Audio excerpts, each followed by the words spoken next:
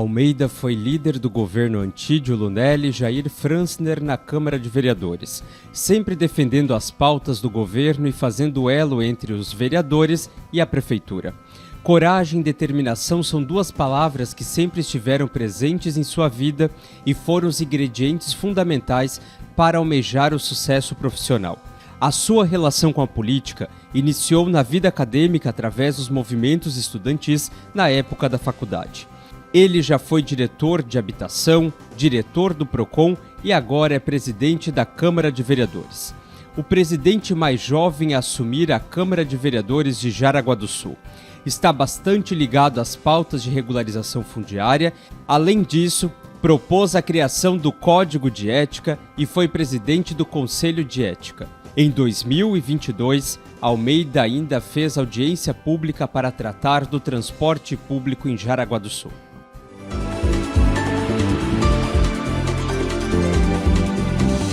Seja muito bem-vindo, presidente Almeida. Obrigado, André, a todos os ouvintes aí que estão nos acompanhando. Fico muito contente de poder falar um pouquinho da atuação parlamentar aqui em Jaraguá do Sul. O vereador Almeida, com grandes pautas como destacado, seja no transporte público, regularização fundiária, mas vamos começar falando sobre o transporte coletivo urbano. Bom, André, nós tivemos no decorrer do ano passado alguns pontos relacionados ao transporte público que precisaram ali ser melhor abordados, né? Nós tínhamos sempre como discussões nesta casa o fato de passar recurso para transporte público, não passar recurso para transporte público, diminuir itinerários para poder diminuir o valor da passagem e por aí adiante. Só que muitas das vezes, nestes discursos, aqueles que mais interessavam, que é a população jaraguaense, o munícipe, acabava sendo deixado de lado com a tese da economia. Se pagar menos na passagem ou ter uma economia, mas no final das contas, aquele que precisa do transporte público, muitas das vezes ficava de lado. Então nós fizemos uma audiência pública nesta casa.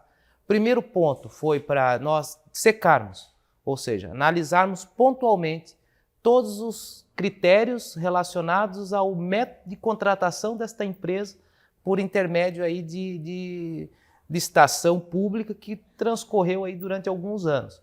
E, consequentemente, nós tínhamos diversas demandas, tanto de áreas relacionadas às pessoas que trabalham em empresas, quanto pessoas comuns do dia a dia que utilizam o transporte para se deslocar do bairro até o centro e por aí adiante. E nós tivemos a constatação de que o transporte público de Jaraguá do Sul é um dos mais baratos, sim, da região. Só que naquele momento nós também nos deparamos que o fato de ser um transporte público barato, a passagem, ele também deixava a desejar em muitos pontos, no quesito de itinerários, linhas, horários, e a população ela nos cobrou, né? Enquanto vereadores aqui na casa, todos foram cobrados. Eu, em particular, via meu gabinete, também tive várias reclamações do transporte público e pontuamos estas reclamações e trouxemos para a audiência pública.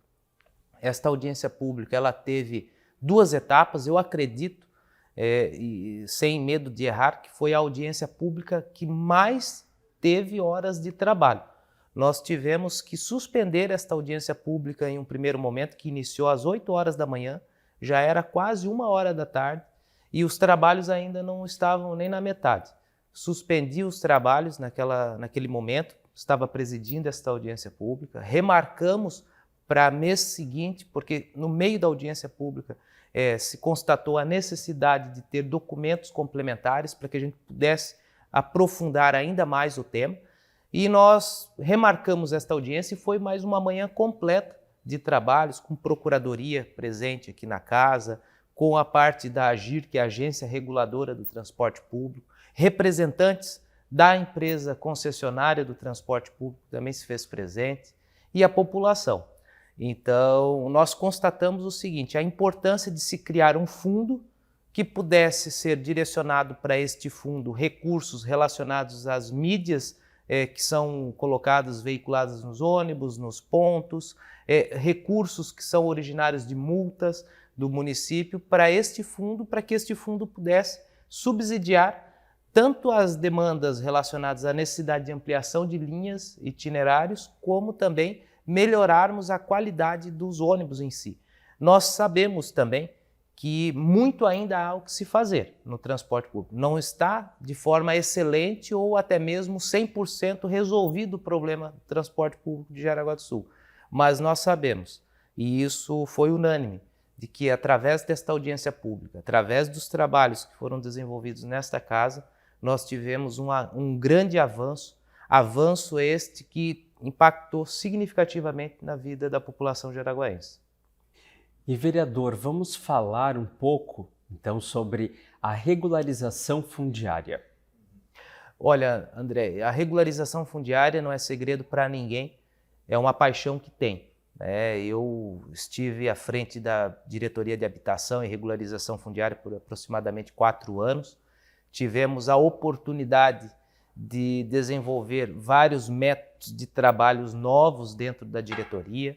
Instituímos, e foi o primeiro município da região sul do país a criar, por intermédio até de lei, o Programa Municipal de Regularização Fundiária. Programa este que o município assume para si muitas das responsabilidades que às vezes caberia até à União, ao Estado, mas com o objetivo de atender as milhares de famílias que residem nestes núcleos urbanos que ao longo do tempo foi se consolidando, o município buscou trazer para si para dar celeridade, agilidade nesses trabalhos. Nós tivemos em Jaraguá do Sul 2 marcos que eu sempre falo.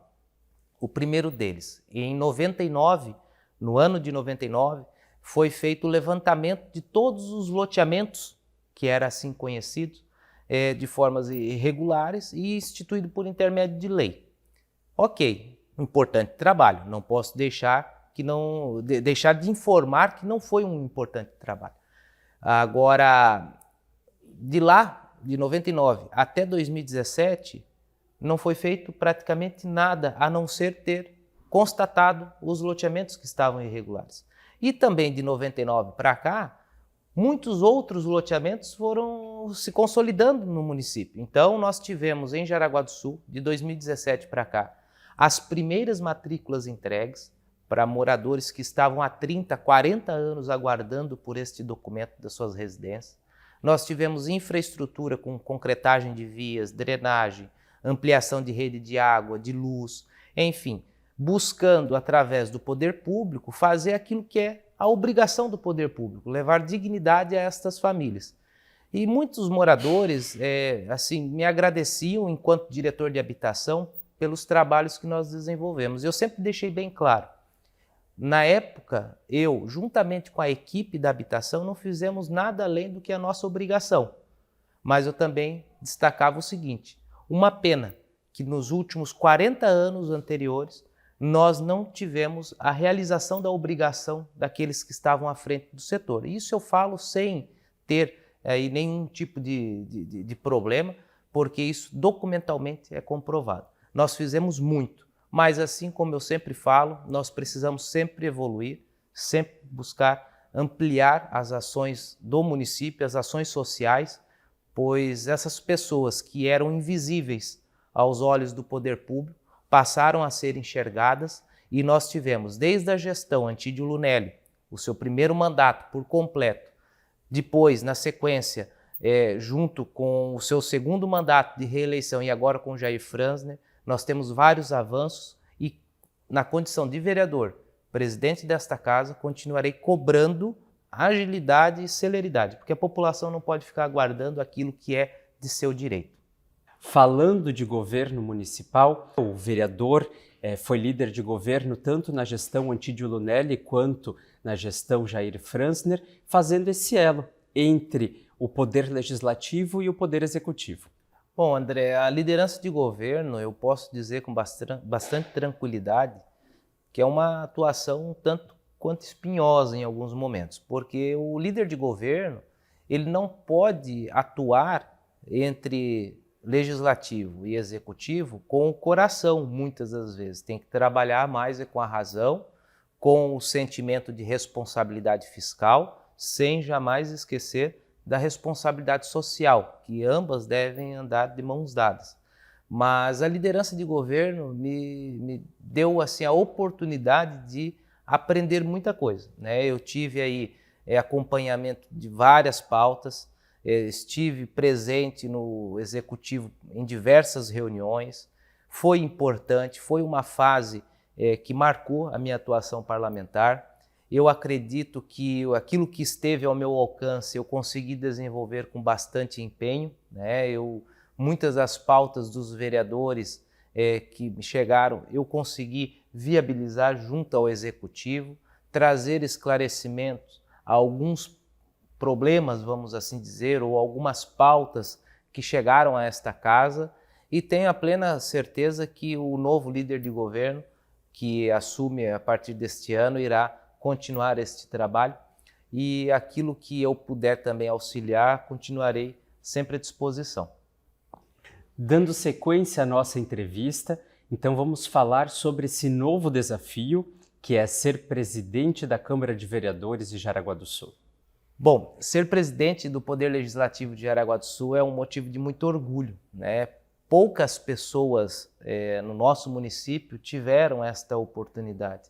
Então, primeiro, agradecer aos colegas vereadores que depositou o voto de confiança em mim no final do ano.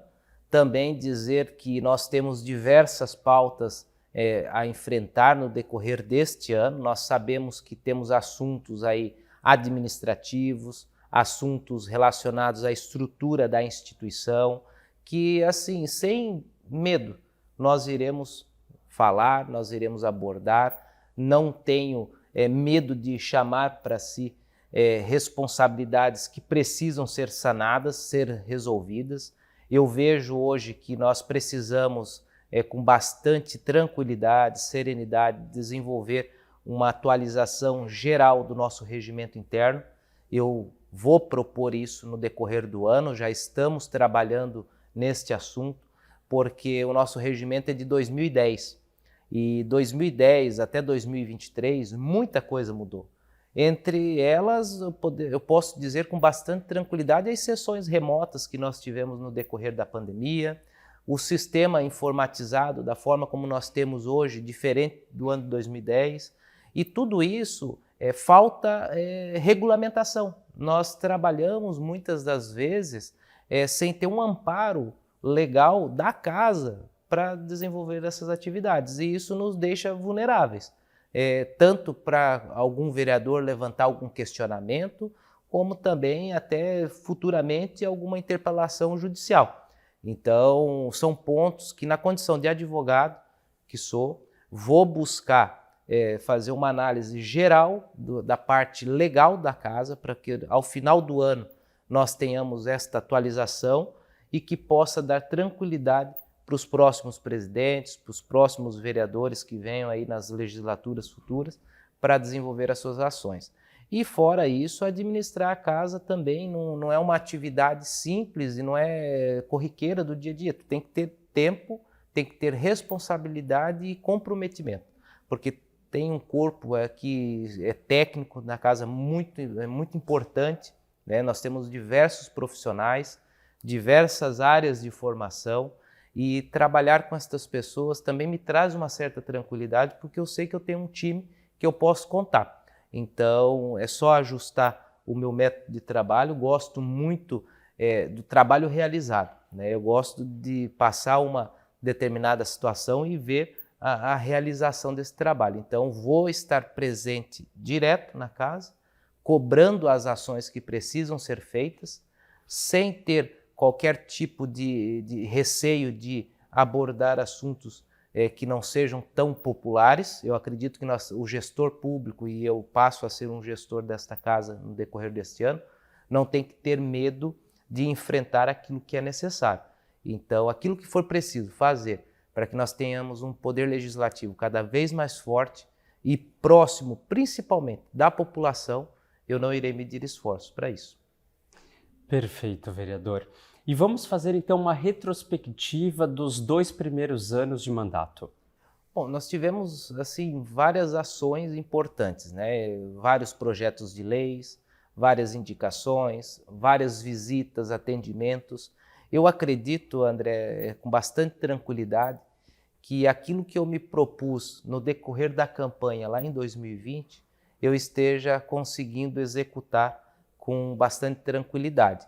Óbvio, tem situações que a gente não consegue resolver. Nem tudo está ao meu alcance ou tudo depende apenas de mim. Dentro do poder público, quando se fala de poder público, seja executivo, legislativo, nós precisamos ter uma sintonia com os demais profissionais, com os demais poderes, para que aquela demanda, aquela pauta seja efetivada. Então, eu acredito que muitas das pautas que me chegaram, nós conseguimos executar com bastante tranquilidade, outras nós estamos ainda na cobrança, correndo atrás para que saia do papel, e outras a gente está aí construindo algum cenário, até às vezes de uma opção diferente, enfim, mas sem deixar a população de ter a resposta. Eu sempre digo o seguinte, o político, o agente político, seja ele vereador, prefeito, ele não pode deixar de dar o retorno para a comunidade. Mesmo que o retorno, às vezes, não seja aquele que a população está aguardando, esperando, mas não pode deixar a população sem ter uma resposta, sem ter um retorno técnico e claro do porquê que está sendo realizado ou porquê que está sendo feito de forma diferente. Porque a população espera o mínimo disso do seu representante, né? A clareza, transparência e o trabalho. E sobre o ano de 2023, o que podemos esperar do vereador Almeida no Poder Legislativo? Trabalho, né? Eu sempre digo, os meus assessores sabem muito bem, eu cobro produção, né? Eu sei que nós não estamos numa empresa, né? Nós não precisamos ter uma planilha de produção clara, né? Porque não é uma área operacional, mas eu quero resultado e eu cobro muito resultado. Só que eu tenho comigo, André, uma fala que eu uso há muitos anos, desde quando eu estava lá na habitação. As pessoas vinham me procurar, Luiz, tantos vieram aqui, prometeram e você está prometendo de novo. Não estou prometendo. Eu estou me comprometendo. Eu estou me comprometendo a buscar uma solução para essa situação. E eu uso muito a palavra, quem trabalha não promete, faz. Tipo, a situação é simples, você tem que buscar, executar o trabalho, desenvolver a ação, aí depois tu pode ir lá e mostrar para a população, olha, foi possível ser feito. Agora, eu não sou daquele método tradicional que infelizmente alguns acabam adotando da promessa. A população ela não quer mais saber de promessa, ela quer saber de resultado.